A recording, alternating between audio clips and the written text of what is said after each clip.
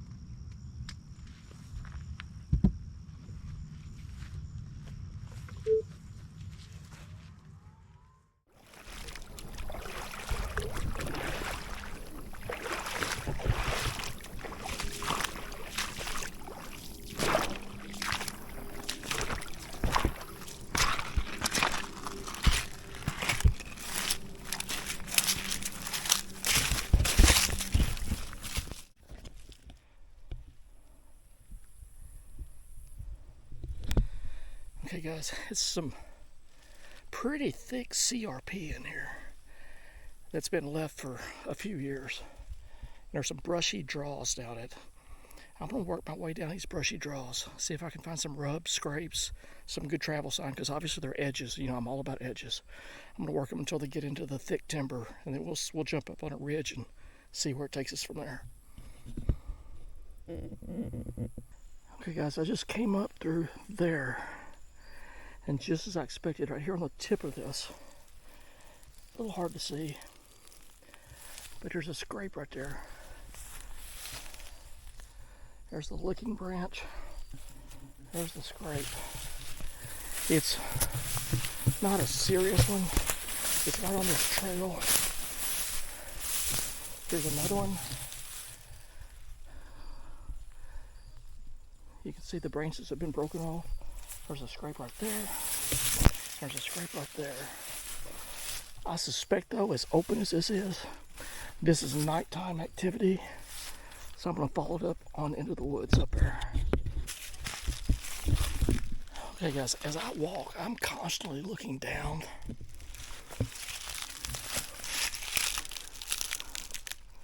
Right there.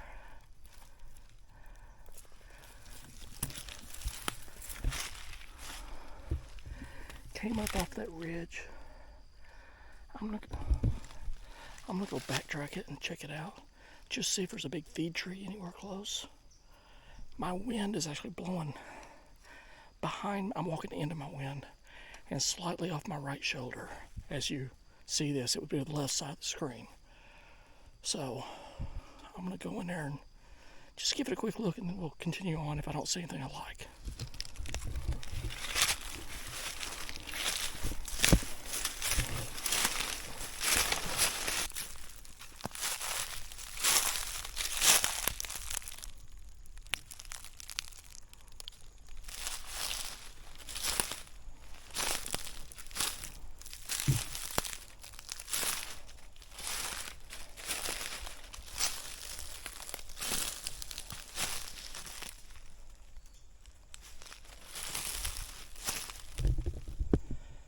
That's the first fresh rub I've found.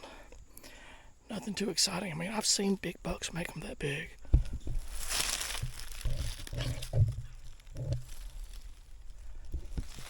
But more than likely a 2.5-year-old.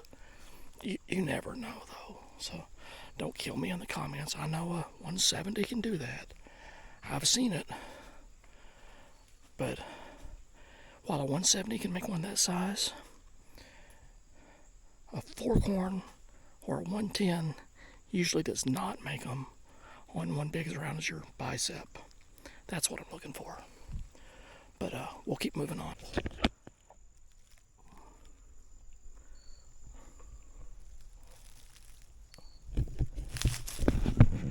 More of a frustration scrape, what I call it, just something on the edge. They're just killing a little time, letting out a little testosterone. I mean, it means a little buck was here, that's all it means. Doesn't mean he'll be back.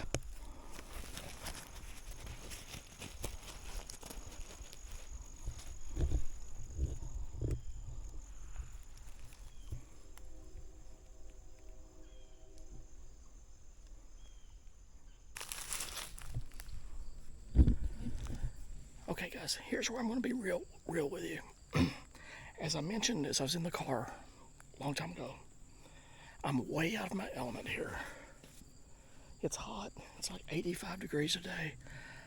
I'm almost 1.5 miles back in here. Pretty high elevation. I'm in some big woods. I'm on a service road, and I just saw that scrape. It's actually decent looking. There's gnats all over the place. That's why I'm swatting at. The temptation would just be for a new guy, and especially someone who doesn't hunt it as much. I got that one. Just a setup right there. I mean, there's acorns there. There's a scrape there. There's a few rubs leading up to it.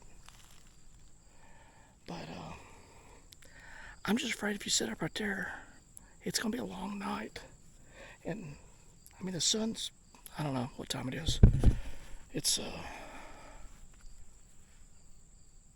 4:10. It'll get dark about 6:45. So I've got about 2.5 hours. Out that way, it's kind of a little bit of a clear cut. That's going to form an edge against the older hardwoods. I'm going to walk the edge of this clear cut, hopefully find some better sign deeper into that. Because again, I think this scrape out here on a service road, while we are way up in here, it could be made at last light. It's probably more than likely, again, nighttime activity.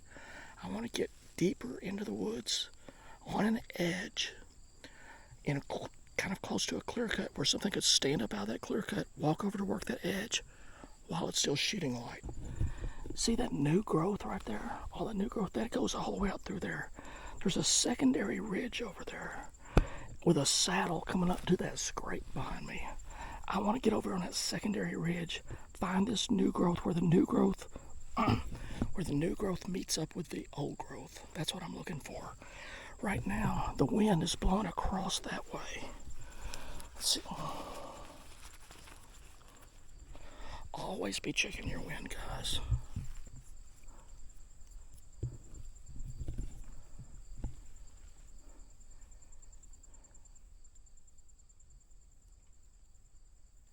See, it took off this way and now it's going back that way. Most of it's going that way. I'm going to walk this way and then J-hook to the left with my eventual goal to set up over there so the wind is in my face.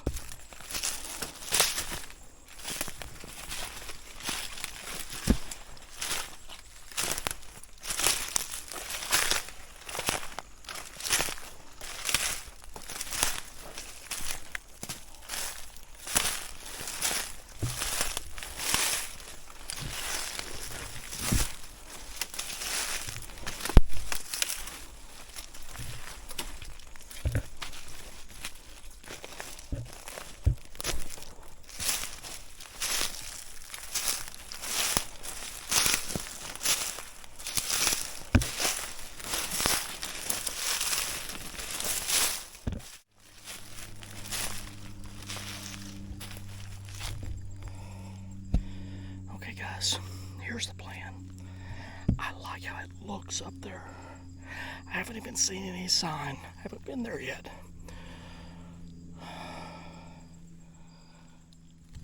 I'm gonna go ahead and go on up there. Probably look for some acorns, some big acorns. Everything's been a little bit like pin oak. If I could find some big white oaks or overcups or something like that. Whew, these gnats are bad. If I can find something like that up there, I'll probably set up so that I'm on the downwind side of the shooting area. Because I've got about 2 hours of light left. And this is kind of a one and done hunt. So, honestly, if it was an area where I was at home, I'd probably just keep scouting the rest of the night. Let's get set up, cool off, let the wood settle down. See if anything shows up.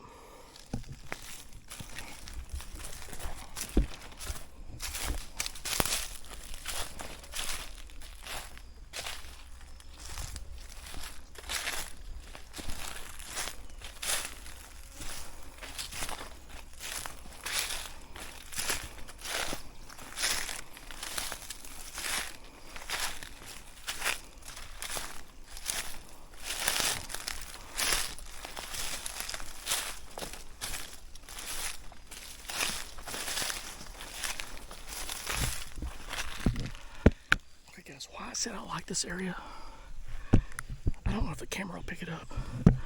There's an edge. All this stuff on this side is super thick briars. Then it opens up into hardwoods. Right here, there's an edge. I'm gonna find a tree somewhere on the edge. I can shoot the edge and the open spot. And we'll try to find some tree that's dropping some acorns. Again, I'm out of my element. I'm an ag country hunter.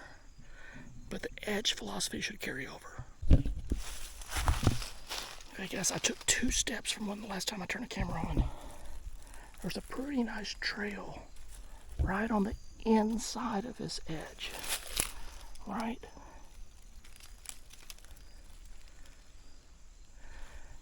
I'm about 15 yards inside the edge. There's a tree right there that I can shoot into. I can shoot down off that hardwoods, and I got a 22 yard shot to here. Probably where I'm going to set up for tonight. Again, am I hunting terrain, feed sign? Not really. More or less, I'm hunting edges.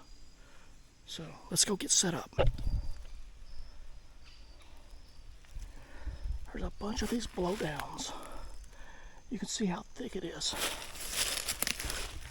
That trail I just was standing on was right there. can't even walk through that. There's the tree I'm going to climb. I'm not climbing it because it's straight. Every tree in here is about straight.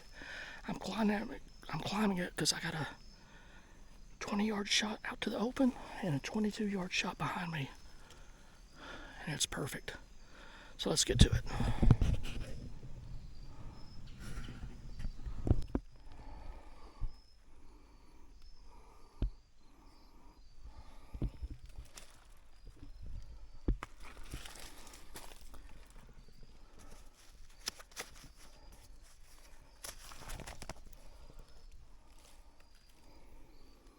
Okay, guys, I'm set up. The wind is right in my face. Let me show you. That trail that I talked about is right going through there. It's about 22 yards. Super thick. That's why they've got to go around that. It's so thick right there. There's an edge. Right. That's the edge is right there. That's open out that way. All that is more open. You might be able to see that's the border of the property. So what I'm really hoping is something works right down that trail on that side. So I know earlier I said I'd shoot any mature doe. I just checked. I'm 1.9 miles straight back here as the crow flies. And it's a little warm. I might not shoot a mature doe. We'll see. Kind of depends on how she acts. If I get good video of her. But any 3.5 year old buck and older, I'll send an arrow through him. That's the deal. And I might not see a thing back here. That's hunting. You're along for the ride.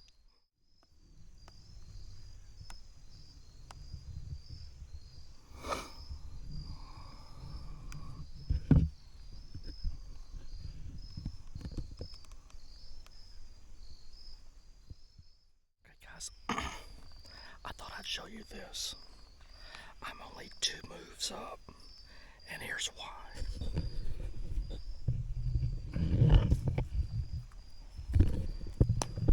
This tree is right here.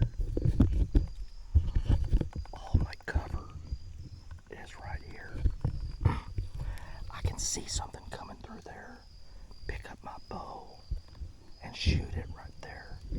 I could squeeze a shot through there, but all my cover is right here.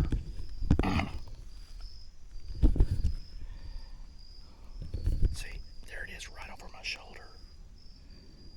And I know you're sitting there going, oh my gosh, you've got so much white on.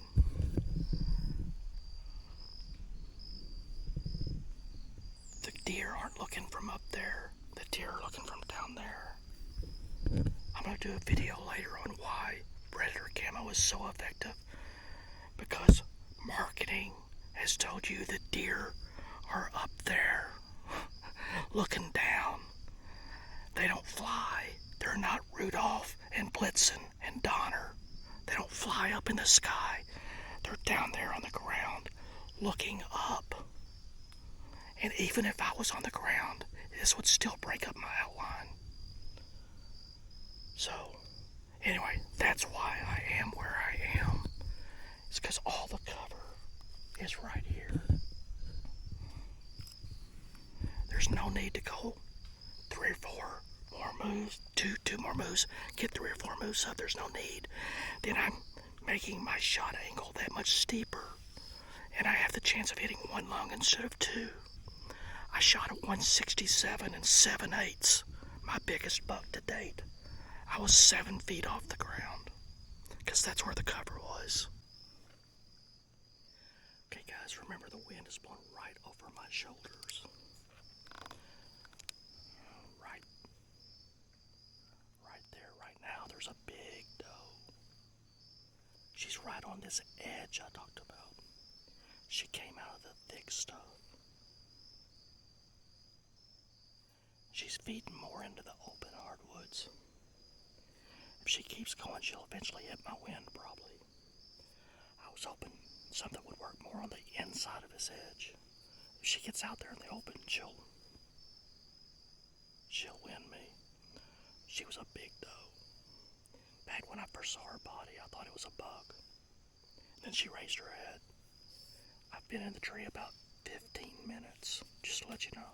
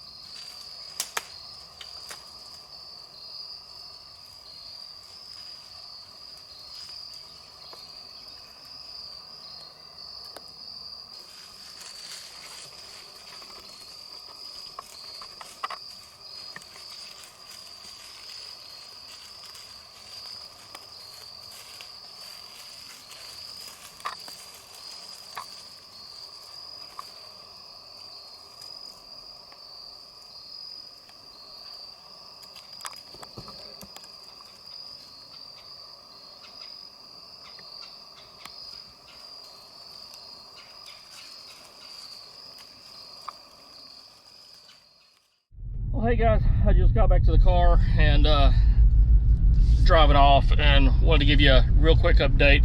Kind of insinuated with this that I'm going to give you the good, the bad, and the ugly, right? So the good, I'd never set foot in that place ever before. Never driven past it.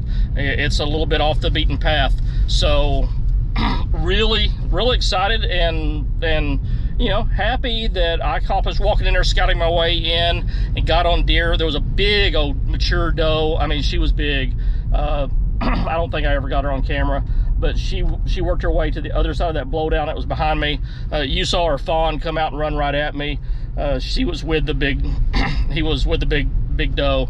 So, and then the bad, the ugly, you know, I opted to go ahead and break down once I lost camera light. So I kind of wanted, with this series, I kind of want to shoot something on camera for you guys, and I guess it really wouldn't matter. I mean, normally I don't film my hunts anyway, but that's kind of what I want to do. And so I started breaking down, and of course you have to break down, if you're going to do that, you know, you run out of camera light way before you run out of shooting light. And I went ahead and rappelled down, was packing up all my gear, and you saw probably, that tree that I climbed was kind of in the middle of a blowdown itself, and I stumbled around just a little bit, and I took a step, and something was coming up that trail that I was looking at all night, right directly upwind of me. It would have been perfect. Right as before it broke over the horizon, something blew when I stumbled and took off running with heavy thuds. Now, Am I saying it was a buck? No, I'm not, but it was definitely something mature, you know, at least as big as that former doe that I saw. And I don't know if it could have been a buck, but it was a big mature deer, whatever it was. So anyway, I'm happy that I got in there, scouted my way in, and found that good spot to set up, and had deer working around me. So that was good. The ugly, gosh, I'm out of shape. Wow. So I talked about this in my seminar up in Michigan at the expo. You know, the dialing in your gear, the best gear you can dial in is you. And boy, am I going to need to dial in me the rest of the season. I'm just being very candid with you. I'm tipping the scales at 190.0 right now. I've hit that weight for the last 3 days in a row, and I need to get down to 180. Just gotta happen.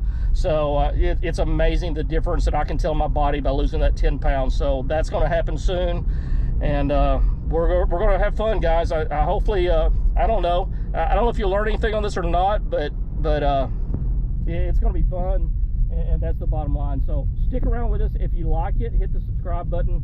And sorry, I'm not really kind of looking. I'm driving back. I'm ready to go get a big steak, and I'm gonna try to be good, not get any desserts or anything. Just steak, protein, and no soda. So I'm starting to work on that 180. So anyway, we'll see you the next time around, guys. Take care. Thanks for joining in.